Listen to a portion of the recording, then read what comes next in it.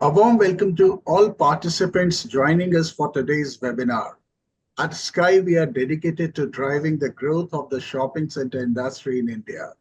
One of our key objectives is to promote knowledge sharing among industry experts. Every month, we host a webinar designed to help industry professionals sharpen their operational skills, featuring insights and experiences shared by seasoned experts. The subject of today's webinar is food trends for Indian shopping malls.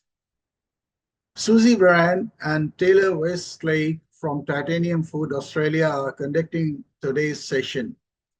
We are going to have an inspiring session that will redefine your approach to food and beverage planning in the mall sector. Titanium Food, a leader in creating groundbreaking F&B experiences, shall present insights specifically crafted for India's dynamic shopping mall professionals. Titanium Food has set standards worldwide with projects spanning from high-profile retail destinations to mixed-use developments and world-renowned cultural sites, including Mumbai International Airport, the iconic Sydney Opera House, and the world's first integrated sports stadium and shopping mall, Starfield Cheongna in South Korea. Their approach is rooted in data-driven, community-focused strategies that turn every asset into a thriving food destination. So let me introduce you to panelists. Meet Susie Bryan, the total food guru and visionary director of Titanium Food. Susie's impact on the global F&B sector is legendary, starting as chef to global billionaire Carrie Packer. She has driven ROI growth for major mall owners like Westfield, Shin Shangi, and Lendlease, transforming venues like Sydney's iconic Opera House into trend-setting food destinations. Known as the Obi-Wan Kenobi of food strategy, Susie has enthralled over 15,000 retail executives across global stages, blending insights with an unmatched charisma that resonates from small business owners to senior executives alike. With Titanium Food, Susie's strategic influence shapes food trends and elevate assets to new heights. Alongside her is Taylor Westlake, Manager of Insights and Master Planning, and Titanium's Chief Storyteller. Taylor's analytical expertise and storytelling skills turn complex data into strategies that resonate with communities. His work across Australia, New Zealand, and Asia provides a holistic approach, building sustainable community aligned food experiences. Taylor's approach is not only modern and progressive, but deeply rooted in research, ensuring that every recommendation is backed by detailed insights into demographic performance and competitive data. Susie and Taylor are presenting the key to shaping the future of F&B in the Indian shopping mall industry. They will share practical strategies, innovative ideas, and the Titanium Food vision for crafting food experiences that captivate and inspire. Dear viewers, if you have any question or need clarification, please feel free to post them. We will address your queries at the end of the session. So now over to Susie and Taylor. Susie, all yours. Please go ahead. Anjeev, thank you so much for that wonderful introduction, and our heartfelt thanks to the Shopping Centre Association of India and all the team in at SCAI for all the help in partnering with us to bring this presentation to you today. I must say before we start that it's dinner time here where Taylor and I are presenting from. And all I'm thinking about is all the delicious dishes that I fell in love with in the time that I've worked in Mumbai and Delhi. So I'm sitting here thinking, I wish right now I could have some tandoori, but then I'd actually really like a paratha, but it could be a dosa, but even an idli would be good. Or even if someone could just drop me a vada pav right now, I would be very happy indeed. You've That's got me So, feeling hungry now, Susie, as well. so great, thank you great. for all So those pop wonderful into food India and memories. enjoy these things. Yeah, I can eat from north to south, east to west. I can eat anywhere in India. that's I great. have enjoyed my time That's so great. much. Great, great. So we really want to thank each and every one of you for taking the time out to come and be with us today. We've got some really exciting data to share with you and some great ideas on how you can really escalate the food and beverage experiences in Indian malls and get those customers, especially that emerging middle class, to come more often and stay longer and therefore spend more in the malls. So we hope that you really enjoy your time with us today. Please do take advantage of that chat box function because you've got this wonderful time with us right now to really ask us any questions that are on your mind. And Taylor and I will be very, very happy to share our insights with you today. We just so you know, we do while we're broadcasting to you from Australia today, we do work all around the globe and have been lucky enough to work on a few projects to date in India. And as such, it really piqued our interest in our time in India as to what was the future potential for food in the malls. And so our team, led by Taylor, has done some incredible research that we're going to share with you today about where we see the opportunities to improve and expand the amount of F&B in the malls, not just in the food courts. We're going to be talking about other precincts within the malls as well as you look to your next stage of growth and evolution as shopping mall owners and developers. So we're going to start off and talk to you about where we see an opportunity to pretty much double the amount of F&B floor space that's given over in the malls. We're going to then share with you the trends that are happening around the globe in developing different food precincts within the malls. So we're going to be talking about ELPs, the entertainment and leisure precincts that often sit adjacent to the cinema area, the food courts, and some of the individual stores that you scatter throughout the malls.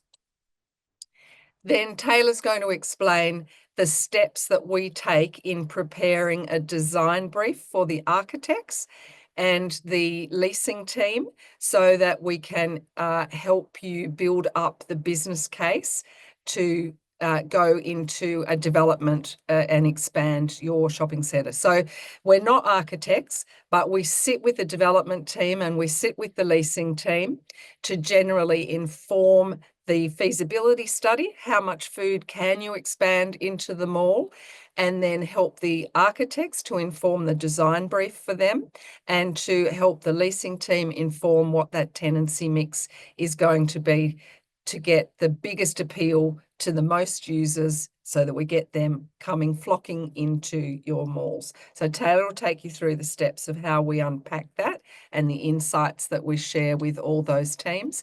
And please keep asking us all those questions as we go along. So on that note, let's get into it. Why are we saying there could be a chance for Indian malls to double the amount of food that they have on offer? Well, Indian malls are going through the most fantastic expansion phase at the moment.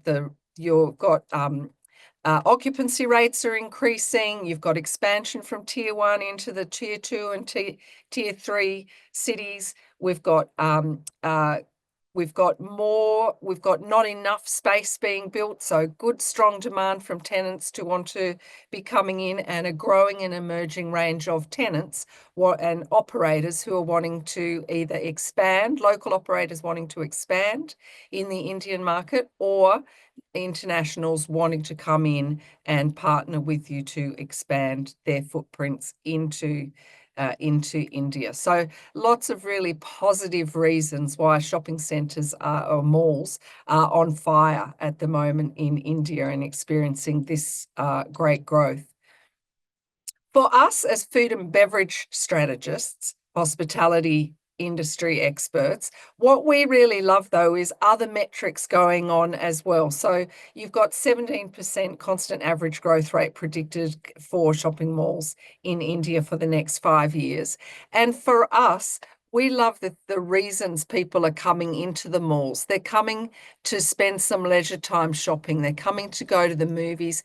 And at the moment, with just a small offering, mostly in food courts, still coming to dine at the mall sits at the number 3 most frequent reason to come into the mall. So these are all very, very strong indicators to us that food and beverage sits beside these activities as well as being main reason drivers to come to the mall.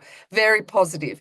Now, if we put that in context in other countries, often the main reason to come is to do the fresh food shopping, because the fresh food is located inside the malls. We've got different metrics and mechanics that happen in India that make you a more leisure-focused shopping experience. We really like that from where food and beverage trends are heading.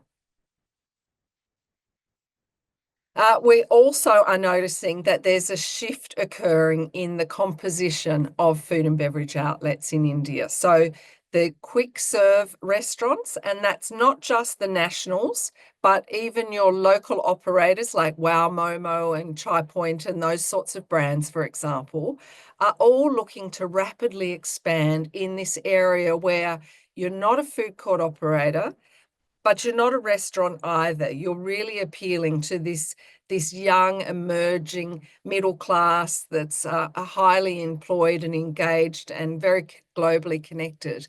And they're wanting to eat in a slightly different way, which is more elevated than a food court, but not as expensive and time-consuming as going to the restaurants. So this QSR market share has got the fastest growth rate of any category of food and beverage for India in the next 10 years. So that's really positive for adding entertainment leisure precincts or changing the food court model to incorporate more QSRs into the mix. Taylor, why don't you drill down into that a little bit further for us and explain some of the benchmarking that we've done in this area for our Indian colleagues today? Of course. So building on from all that amazing growth potential that Susie's identified, we did want to understand what really makes food function in Indian malls at the moment and how that compares to competing countries around the world and their shopping mall environments. So what we have identified is that Indian malls are significantly underfooded compared to their global counterparts. And that means there's a significant opportunity for more food and beverage within Indian malls.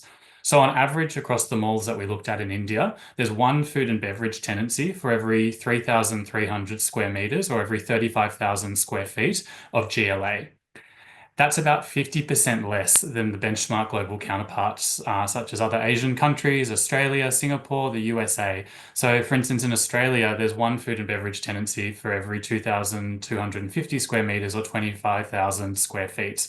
So there's real opportunity for an increase in volume of food and beverage in our malls in India to compete with our global counterparts.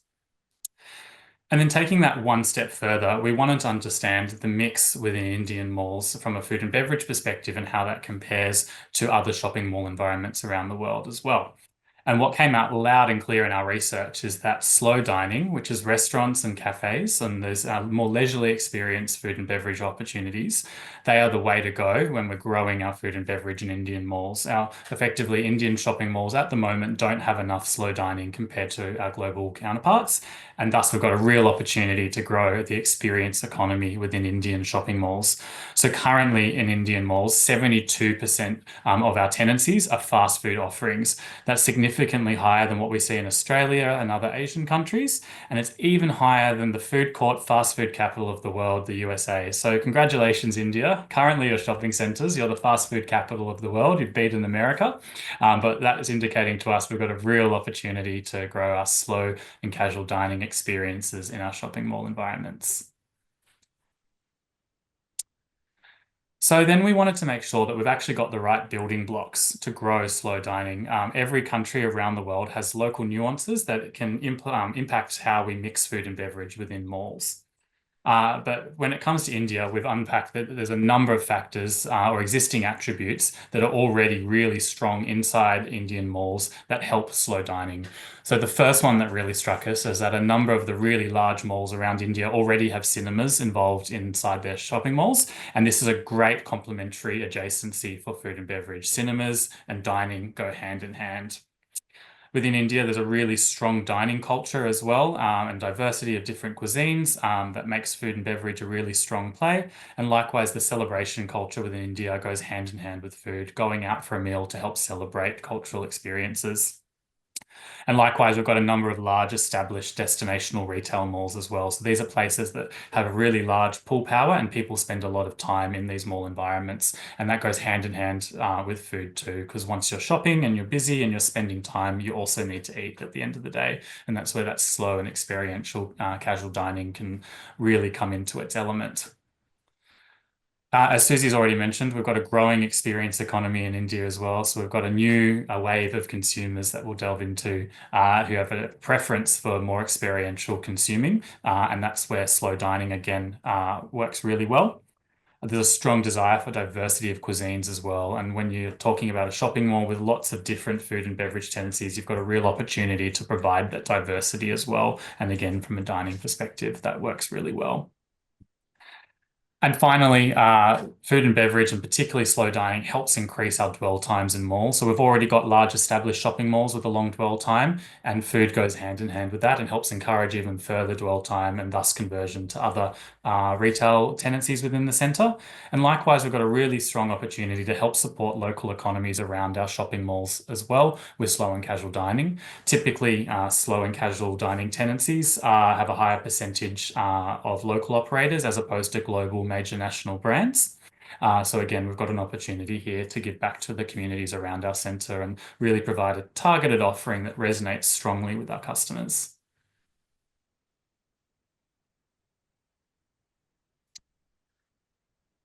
Also, we've got a new wave of consumers coming in that is really going to help grow food and beverage engagement in centres, and particularly slow and casual dining.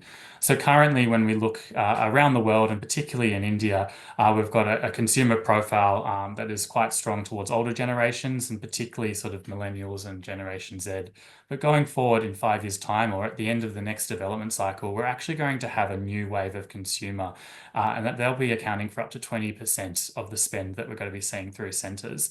And that new consumer is Generation Alpha, and they're currently kids, but they've got really distinguished spending patterns and behaviours at the moment that are starting to emerge in the data, and they have a real focus and strength or appeal for that slow and casual dining experience too. So our customers of the future are going to be craving these slow dining experiences more than ever before. So to wrap up, when it comes to food and beverage in shopping malls, there's 4 stages of growth when we've studied the retail experience around the world. So traditionally, when shopping malls were first developed, they started off just with a simple food court in the middle of the mall. Then the next wave of centres took that to a new level, embracing what we call a cafe court. And this is where we start seeing some slow and casual dining and quick service restaurants integrate with the food court. So some tenancies might start having a bit of seating inside them. There might be alcohol available for purchase. There might be cafes and the like integrated into this one precinct. Then from there, shopping malls embrace what we call ELP, or entertainment and leisure precincts. So this is a new precinct to shopping malls, which integrates with cinema and other entertainment concepts such as 10-pin bowling and games arcades, and to create a real leisure experience draw card that pulls people from far and wide. So they come to the mall not only to shop, but also to have a leisure and fun experience. And then finally, the malls of the future embracing what we call the living mall stage. And this is where the shopping mall actually becomes part of the community. You might start seeing high-rise towers and apartments go up above the mall, or office towers, community facilities such as libraries and banking and medical, all alike. And basically, the shopping mall becomes the heart of that community. And that's where we see shopping malls going forward. So currently, when we look at a number of Indian malls, we're sitting largely in the food court and cafe court stage at the moment. So we've identified a real opportunity to leapfrog ahead of our global competitors and really embrace the ELP and living mall stage of development by adding these new leisure-focused food and beverage experiences into our shopping malls. And that's where we're here to help you. So we really want to help transform from the food court of the past to the living mall of the future. Thank you, Taylor. That was an excellent wrap up of some of the big levers that are happening there in the malls, and it does certainly excite me every time you share that data and insights on that. Thank you to your team for preparing all of that. So we've got that first building block, that we've got strong demand. Now, what does that look like when it's translated into design and delivery? So we're going to jump on an imaginary plane and do a quick global food study tour now, while we take you through some of the global ELP food court and individual store designs that are really starting to lead the way now, that we'd love to see in our participants here on this webinar jump on and take advantage of getting that market moving advantage in your trade areas. So let's have a look at, I'm just going to sort of point out some of the differences and opportunities and ideas that we see there. So straight up at a big level, food court design has definitely evolved from that more utilitarian sort of design, where it's really functional. It's just the tenancies around the outside of a square or a circle, and then a big mass of seats in the middle. And we're starting to see now that that the food courts have got a lot more greenery and biophilic sort of design added in, different ceiling treatments, furniture pockets that become quite differentiated, and even starting to lump all the food together to create mega precincts. So stacking a food court and a dining precinct and entertainment and leisure all together through the voids. Sort of drilling down into that a little bit more, here you can see examples of how this one food court can have 4, 5, 6 different seating zones, all with a different response and a different atmosphere, so that it can feel more restauranty, where it's got some views, more practical and pragmatic, where it's the faster service tenancies, and really starts to give the different demographic groups coming through the mall different spaces within the food court to spend time and relax. A lot of these spaces have got digital integration, they've got Wi-Fi, they've got charging ports, so that the different user groups can linger longer in these spaces. And we know that time is money. The more time we get them in the mall, the more money that they're going to be spending in the mall. This is one of the latest sort of food court moves that we're seeing, and that's where we move well away from that traditional plan of having all the corners in the food court configuration. Instead of them all being next to each other, lining the outside walls, we start to actually break them up into kiosks and put them into the centre where the seating areas are, so that we break the space up a lot more.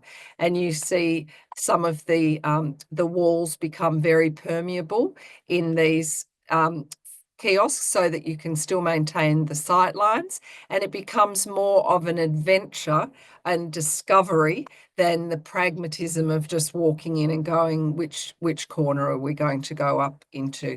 Again, you see still this influence of the biophilic design also coming through and influencing the atmosphere. It's also starting to integrate some of the entertainment and leisure functions into the food court. So this is an example of kids' play being brought into the food court seating area. So the parents can sit and enjoy their meal a little bit longer with still full visibility to the children and their playing. And this all makes more reasons to come out, spend the weekend leisure time together as a family in a air-conditioned environment that's weather protected and has lots of variety and different price points and different cuisines to suit everyone's needs in the family. As mentioned, we are starting to see some really big integration. So this example here is where we've got different food and beverage experiences for different times of day happening across different levels, but everybody can see each other and what's going on. So more food court functions at the bottom because it relates to the adjacencies on that level. A little bit more quick serve happening in the middle level, and then up into the bar restaurant experiences up on the top level. That's got the cinema adjacencies, but all up by co-locating all that food and beverage together in one mall. We're really creating a mega precinct that has a lot of power in the trade area and a distinct point of difference to other competing malls. And not all of it has to be active entertainment. Some of it can be passive entertainment. So this food court at Australia's largest shopping centre and globally one of the biggest shopping centres in the world, Chadstone, has a lot of passive placemaking. So places of reflection, public spaces within the food court where people can just come and be. As Taylor said, we refer to this as the living centre experience. It's like the backyard or the lounge room of your home is now transposed to being in the mall itself. This one is just demonstrating this lovely connectivity you can get between the cinema. This is the Hoyt Cinema brand here in this photo, and how seamlessly you can link the entrance to the cinema, which generally has to sit up a little bit higher because of those projection boxes, etc., and the seating tiering format, and then how you can have this lovely leisure precinct neatly associated with it. So we're coming out to the movies, but we're going to have something to eat before or after on our date night or our family night or our children's party or whatever that occasion might be. This is now moving into that entertainment leisure precinct. So it's still food anchored, but there's and cinemas, but then other activities come into it. As Taylor said, expanding the entertainment to include other things like bowling, like kids play, like music and entertainment. It can be children orientated or it can be more adult orientated in terms of that entertainment as well, and it can be vertical. So that's at a precinct level. Now chunking down a little bit to those quick serve restaurant kind of concepts. Again, we're seeing great advancement in the design and fit out of those sorts of spaces, particularly if we're developing up very impressive retail design management guidelines that we're issuing during the leasing process to really inspire tenants to come back with a proposition that aims to really elevate the dining experience within the mall. So looking at having adjacent seating pods to a typical food court outlet, but adding in that dedicated rather than common seating area, just automatically elevates the dining experience within the food court. also looking at ways to, without much money, to actually activate spaces with good use of colours and recycled materials. There's no ceiling treatment to this tenancy, but the pipes and the infrastructure of the tenancy beautifully highlighted with some bright colours relevant to the vibe and the scene of that particular restaurant. Hero artistry done by local artists. And again, here simply not even covering over the brickwork of the tenancy, but applying in a more economical form the art and graphic impressions to great impact. At a food court level, just some examples of how, again, through a well-crafted retail fit-out guidelines and what we help our clients to achieve in this area, really pushing our tenants to deliver something that's far more than just a pragmatic counterfront and till on the front counter. And just looking at, I think Taylor's team also looked at what are the most popular corners or shops, food shops within Indian malls. So the most popular ones, coffee, tea and cafe concepts. This is the sort of level that is being executed around the globe at the moment in malls that we believe that Indian malls should be able to take advantage of. Burgers, another emerging and popular cuisine, and you can see it can be a lot more than just the red and yellow of the great arches of McDonald's in terms of the design. So we've got demand. We know we can make it look great, but is it the right thing to do for the centre? How do we know how many shops and corners, how many precincts we should be having, where we should put them in the centre, and what sort of tenancy mix is going to resonate with that particular trade area of that mall to make it easy for leasing to go to market with a plan that's going to attract the best calibre operators paying the best rent? Well, there's actually a science to it, and that's what we've spent 30 years developing. And through our work, we've been able to distill that into 6 distinct steps that we take our clients' asset through when we're helping to work out that feasibility, design, brief and tenancy mix.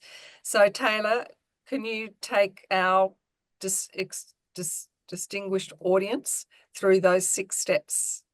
More than happy to. And I think just to carry on from that, at the end of the day, when it comes to developing a food and beverage strategy for individual shopping malls, every single shopping mall does need a different approach. We need to tailor the response to the nuances of every single shopping mall to make sure it is just right and works perfectly. We don't like taking a cookie cutter approach. So just because one strategy focusing on one thing works in one shopping mall, it's not necessarily going to work in the next. So it's really important to delve into these 6 steps individually at a mall by mall basis to make sure that the food and beverage mix is just right for that particular shopping mall. And I would certainly have to say, from the time that I've been working in India, it really applies so strongly in India because we've got north, south, east, west, veg, non-veg. We've got tier 1, tier 2 cities. Every time we have one of those nuance changes, that's a big shake-up on what the proportions of what needs to be eaten by those areas based on where they are. So let's look at how we do that, Taylor. Fantastic. So as Susie mentioned, we've identified 6 key steps that we focus on. So the first step, or lens of analysis, we like to say that we look at is really drilling down and understanding who our customer is and what their F&B needs are at their various different parts in their journey through the shopping mall. So we really want to understand their needs and their drivers or their reasons for visiting the centre to make sure that the food and beverage strongly resonates with with our customers as a whole, but also individual segments, because it isn't one big homogenous audience of customers that we've got. We've got lots of different people from different walks of life. You've got older customers, you've got younger customers, you've got wealthier customers, you've got customers that might have more income constraints. So we want to make sure that we look at all the different pockets of our customer segments and make sure that we've got a food and beverage needs that are tailored just for them. Our then second lens that we look at is understanding our trade area and our market competition. We really want to understand and drill into what's hot and what's popular in our local market, in and around our centre. Where are our customers going when they're not in the centre, and what do they like to eat?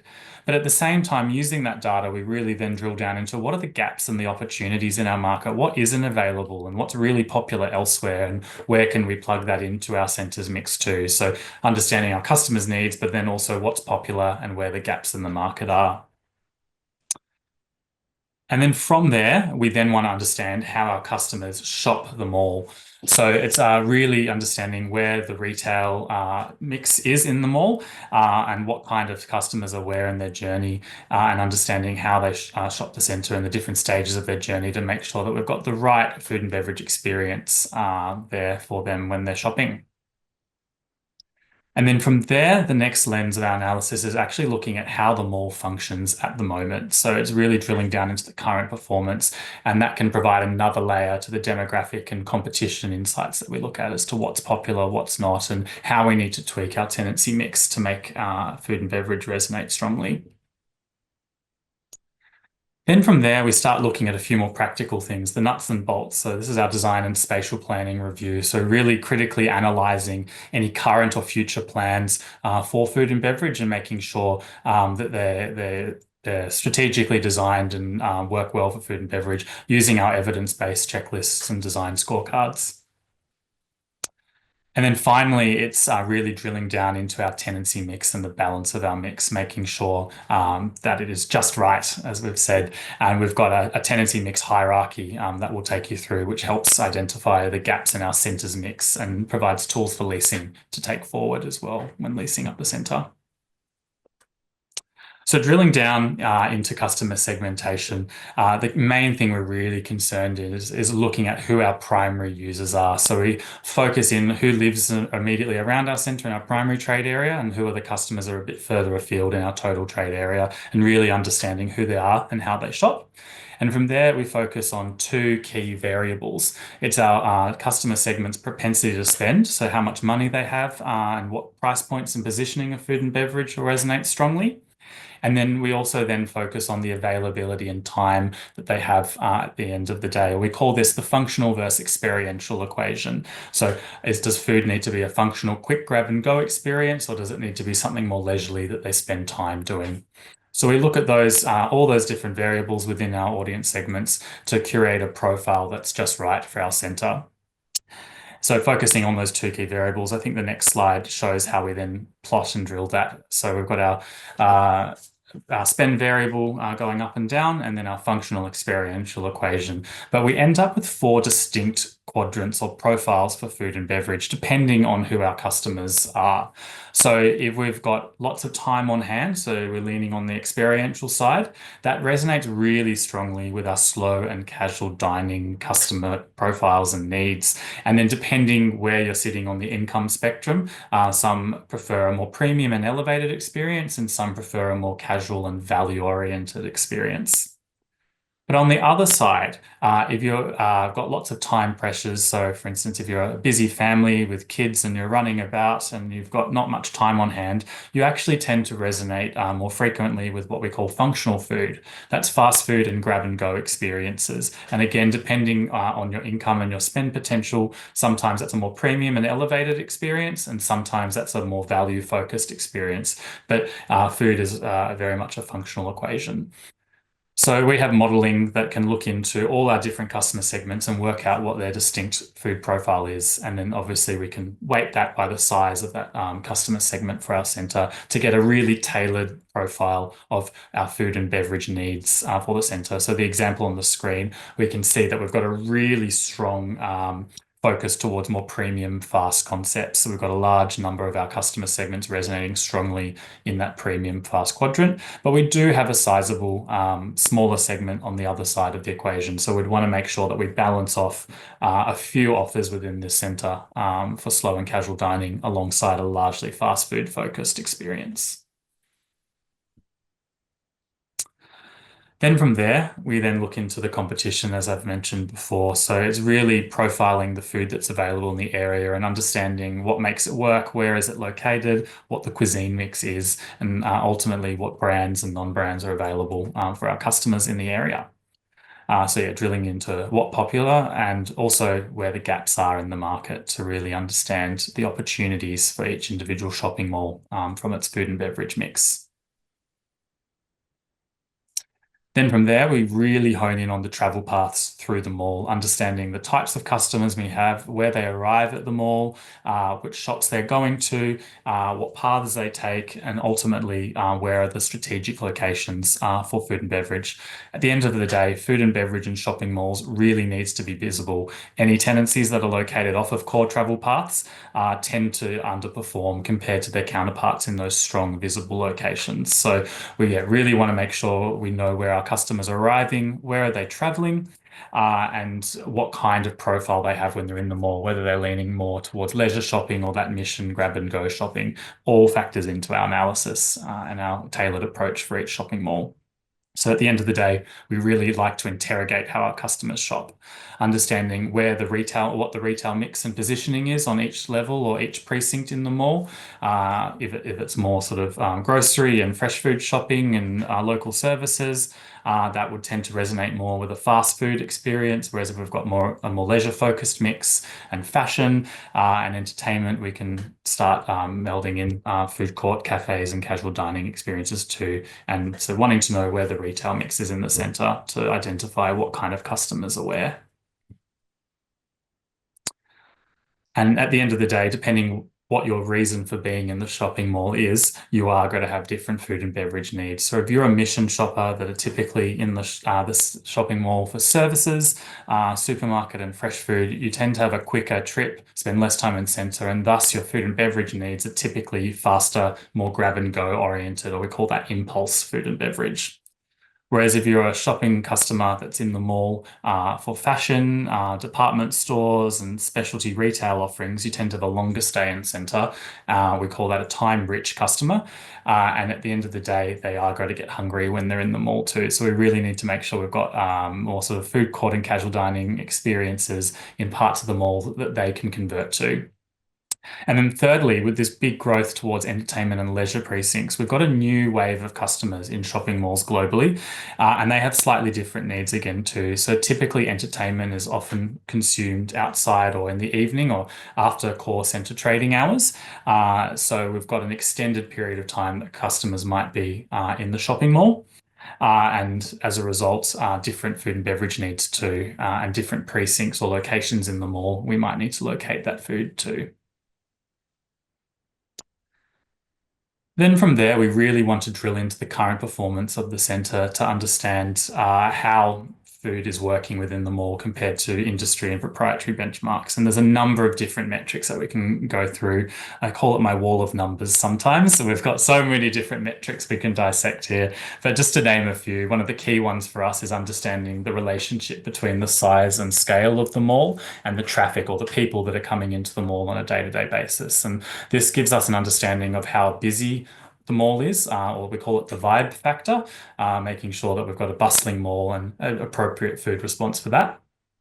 But we've also identified that there's a really clear correlation between the number of people walking through your mall every year and how many food tenancies you have. Because at the end of the day, people need to eat.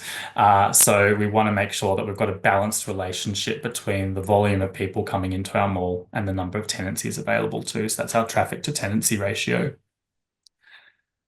Thirdly, we then look at the spend per head. So that's for every customer that walks through the door of our mall, how much money are we getting from them in food and beverage? And again, we can compare that to our industry benchmarks to make sure that our mall is converting in the right way to food and beverage. And if our ratio is high or low, we can then tailor our mix accordingly. And then from there, we then focus on some really tangible ratios and metrics focused around the individual operators themselves. So looking at their tenancy size, their average turnovers, the productivity, and the rent that they pay to make sure that the relationship between all of those metrics is perfectly balanced, and we've got happy tenants as well as happy customers.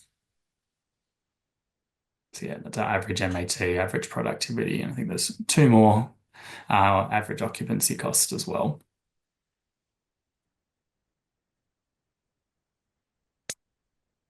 And then that's the numbers.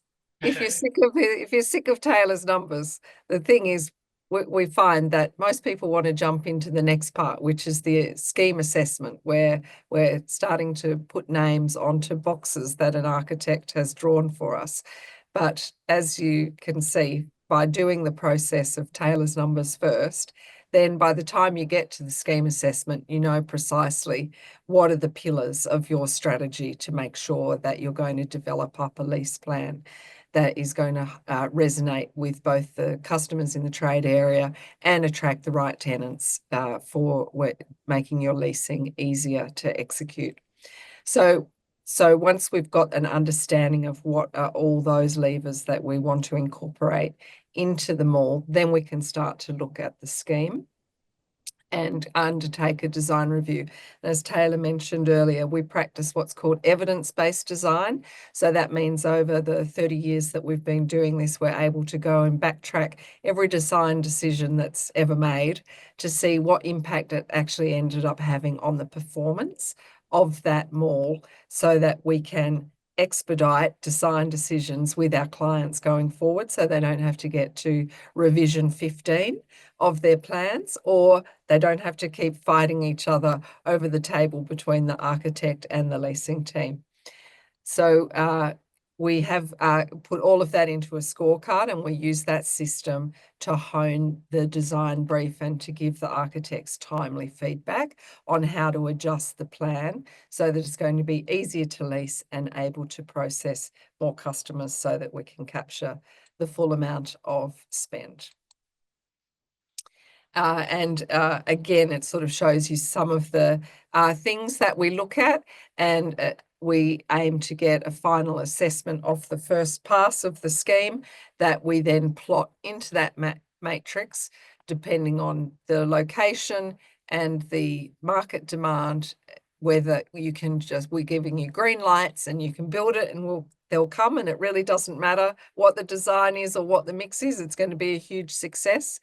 Or does it have to be much more nuanced, either from really tailoring the offer and putting a lot of effort into the placemaking, or do we need to really work on directing people down to that precinct by putting better anchors down there to also change the way that people might engage with the space? Or in some cases, is it really a very high risk development and something that you would only take on if a return on investment wasn't your number one priority? I should just mention at this little junction too, we've only got about sort of 5 to 10 minutes left of slides. So if you wanted to start thinking about questions to drop in the chat box over the next couple of minutes, now's a really good time to start putting those messages into the chat box.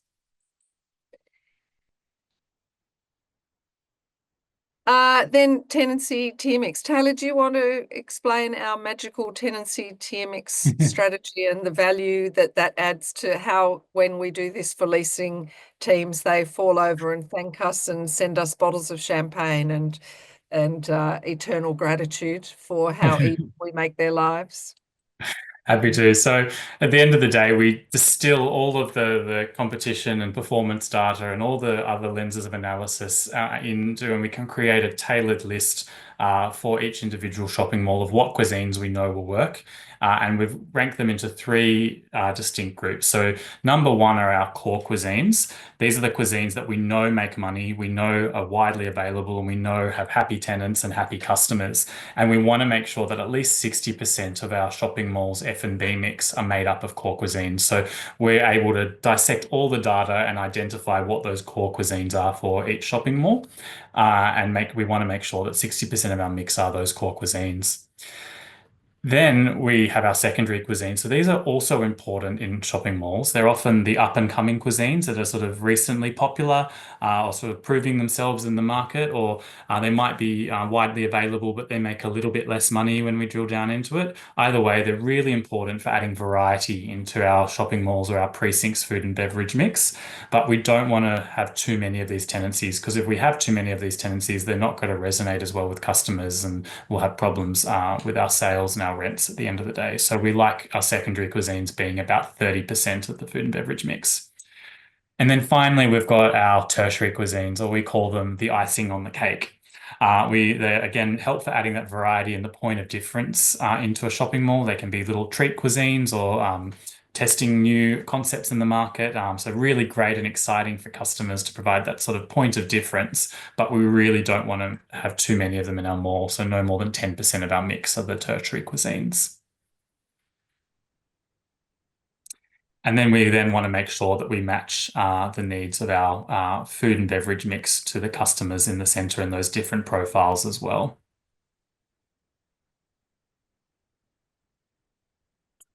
And it ends up spitting out a report, something like this, to guide the leasing team so that they know pretty clearly, if I've got 16 corners in the food court, this is the sort of mix that I want to achieve. 13 restaurants in the entertainment precinct. This is the mix, and that all links back to achieving this 60-30-10 that we know then allows the most number of customers coming to visit that mall in particular to engage with and spend as much money as they possibly can, which means that those operators can continue to pay you rent and see their full lease term out, being very happy traders. So that's the magic, or the secret sauce, as we like to call it, to really getting Indian malls moving. We're very excited by the prospects for you. I know that there's still global challenges with cost of living and inflation and onions being really tough things to face at the moment in India, but the underlying metrics, those strong young people coming through, a desire to not eat the way that their parents did, to want to come and spend more leisure time in malls, and the fact that you're quite behind in the evolution of getting malls up to living spaces. We think there's enormous opportunity. We're very excited for you, and we hope that what we've shared with you today helps answer a lot of questions, inspire you, and give your team some tools to take advantage of these opportunities to your benefit. There is a QR code on the screen now if you wanted to snap that and sign up to our newsletter so that you can keep up with these trends as we report them to the industry. We would love to have you in our community and get to know you better. And we're very grateful indeed for the time that you've taken to be with us today. Susie, we have got few questions. The first question is, what are the possible tech advancements that can be made for customer experience in the food courts? Should I repeat the question? That's a fantastic question, Anjeev, and thank you to who's asked that. Always when we're putting a presentation together, we have about twice as many slides that we want to show in the time, and we have to make decisions which ones to pull out. So tech was one of the ones that we've taken out of the trends presentation today. So look, plenty of trends for tech. So there is certainly taking the pressure off having to go and order at the counters and allowing customers to order from their seats is a big tech trend. Now, that can happen as QR codes on tables. It can happen as white label apps that the mall takes control of, that is linked to the point of sale systems for the operators. So there's those sort of customer-centric tech advances. But there's also the theatrical advances. So robotics, for example, we've got a lot of food corners now that incorporate robotics into making some of the product or dispensing some of the product, and that's put on display so that it makes the corners much more interesting outlets to have in the food court or as shops in the mall. We've got a lot of tech to support the operators themselves through their point of sale systems to help them reduce wastage, cut down the amount of time it takes them to put ordering together, to manage their staffing and their rosters so that they can improve their profitability to keep up with the rent and the rent increases. So we've got tech that's coming at us from all levels. There's the walk-in, walk-out kind of options that are starting to use the RFID codes. So we've got to come at it from food tech that helps the customers, food tech that helps the operators, food tech that helps the landlords. Plenty of advances there, and that's almost a whole another webinar you need to get us back for, Anjeev, to talk about those particular areas. Okay, now the second question is, of course, that's of your business interest. What design stage would be most suitable for titanium food to be onboarded? Okay. Yes. Well, ideally, the earlier we're onboarded, the better, because you've seen the science of the 6 steps that we like to go through, and it saves you a lot of money with the architects by getting us on board much earlier in the piece. But we're able to come on at any stage in the development, even if it's not a development and it's just an asset health check for an existing mall that has no development. A lot of those metrics that Taylor took you through, doing the sustainability, how many outlets should you have? What should that split be between slow foods and fast foods? Where should they be within the mall? What's that tenancy tier mix so that you can work out your expiry and renewal profiles? We can help at any stage of the development, but you'll get the best outcomes the earlier that we're engaged.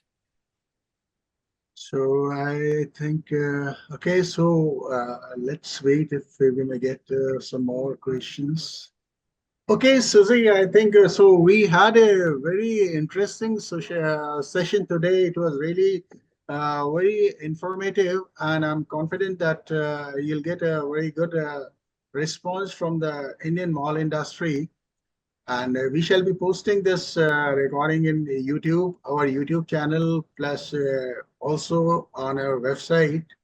Now there is one more question.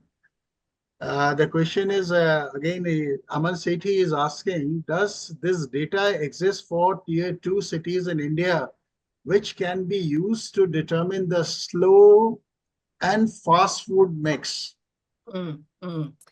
That is also a really great question, and one that's a bit difficult for us to answer directly on the webinar, but we're very happy to talk on a one-on-one basis as to whether we're able to unlock that data.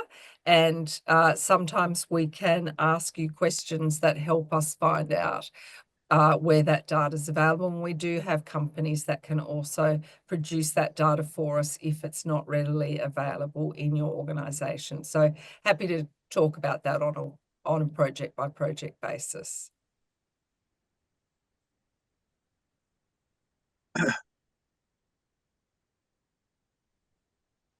So I think with this, we conclude today's session, and I hope all my viewers have learned a lot. It was a real informative session, and it will definitely open the doors of Indian malls for titanium foods. So with this, we end our today's session. I thank you, Susie and Taylor, for conducting such an enlightening session for the shopping mall industry of India. Okay. Thank you, Andrew. Thanks. It's been a pleasure. Bye-bye. Thank you so much, Andrew, for Namaskaram. meeting Namaskar. everybody. Okay. Thanks. Thanks to SCAI for having us. Good Yeah. one. Thank you. Great. Bye, everybody. Bye. All right, everyone.